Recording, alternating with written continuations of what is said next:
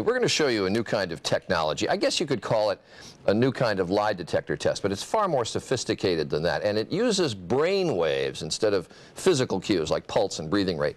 And it's now become admissible in some courts in the country. It really is, as I said, absolutely revolutionary technology. And ABC's Bob Woodruff is here to tell us how this works. Bob? And it's very new to a lot of us, Charlie. The technology called brain fingerprinting is partly responsible for freeing a man convicted of murder from an Iowa prison after 24 years.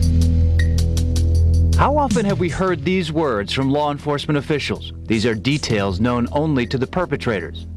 The latest technology in forensic science uses those details to prove a suspect's guilt or innocence.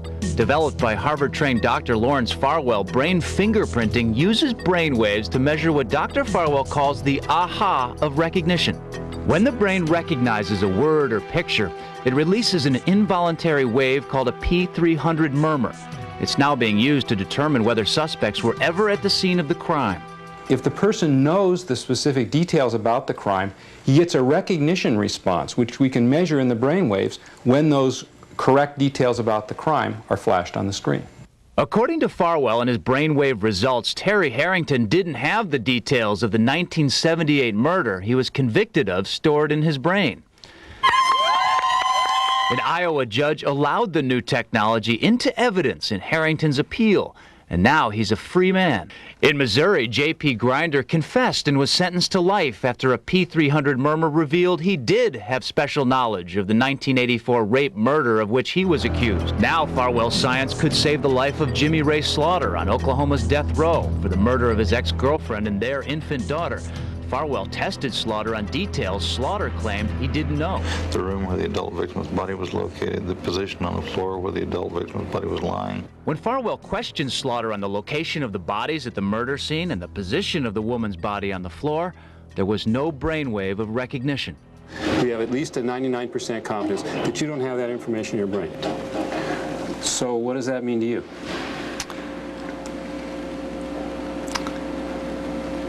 It means that what I've said all along is true. What would you say all along? That I was innocent. And we are joined this morning by neuroscientist and inventor of brain fingerprinting, Dr. Larry Farwell. Good to have you with us. Good to be here. Now, this is, I want to get some image of how this works. When they do lie detector tests, they react to sweat on the palms, to heartbeat, to pulse, etc. But really what you're doing is going back to the origin of all those things, which is the brain waves. Right. We measure information in the brain. We don't measure whether they're anxious or not, whether they're lying or not. We simply measure a brain response that tells us if that information that we're flashing in the screen is something they recognize as significant. So we can know if they know those details about the crime. This is so new that if you introduce it in a court case, don't you really in effect have to educate the judge as to what it is? Yes, we do have to educate the judge, and of course that's what we do. We were successful in the state of Iowa in the Harrington case in achieving admissibility for brain fingerprinting. Have some judges say, don't bother me with this, I don't understand it? Not yet. No. I think we'll continue to be successful because the science is very solid. I think everyone acknowledges the science is very solid behind the technique. So if you showed me, for instance, if I was strapped up to this thing, and you showed me a picture of 3 people, and I knew one of them, right, and you didn't know which one of the 3 I knew, you'd be able to tell right away which one I knew?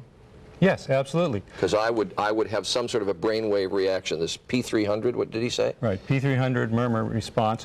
When you see something that's significant, that you recognize as significant, the brain goes, aha, and we can pick up a pattern from the brain that we analyze with a computer, and we say, yes, he recognizes that, or no, he doesn't. All right, is there some way that the test might be invalidated? For instance, let's say somebody, when they committed a crime, was on drugs, and therefore doesn't remember, or has no remembrance of where he was at the time. So he wouldn't necessarily react to the position of the bodies of the room or whatever. Well, James B. Grinder turned out to be a serial killer. He was on drugs and alcohol at the time of the crime. He was actually on therapeutic drugs, psychotropic drugs, at the time of the brain fingerprinting test. We got very good results from him. And people remember the very major events in their life. Even a serial killer only does it a few times, and it's a big event. So that tends to have a very solid record in the brain. We can detect that. Could you also use it to determine, because there's a lot of controversy, for instance, about people who have repressed memory about child abuse. Could you use it to determine whether or not they had actually been abused. We could use it, but the way we would use it is not on the victim or alleged victim. We would use it on the suspect. We'd get all the details about the alleged crime from the person who believed they'd been abused. And then do it on the alleged abuser. Right, and we'd see if he had that record stored in his brain or not. We could detect that. How many applications of this? How long have you been doing research on it? How widely have you tried to use it? Well, I invented it more than 15 years ago, and I actually withheld the technology from the public for 15 years to do more research. We did research with the FBI, the CIA, the U.S. Navy. The government spent over $1 million on the research on brain fingerprinting. We showed not only in the laboratory, but in over 100 actual real-life situations that the technology was effective, and we have yet to ever get a wrong answer. It's been correct in every case so far. All right. Well, very interesting to have you with us, and I'd love to try this out. Can we do this sometime and do a demonstration on the air? Sure, we can do that. All right. Okay, we'll get you back and we will do that. Appreciate it. Good to have you with us.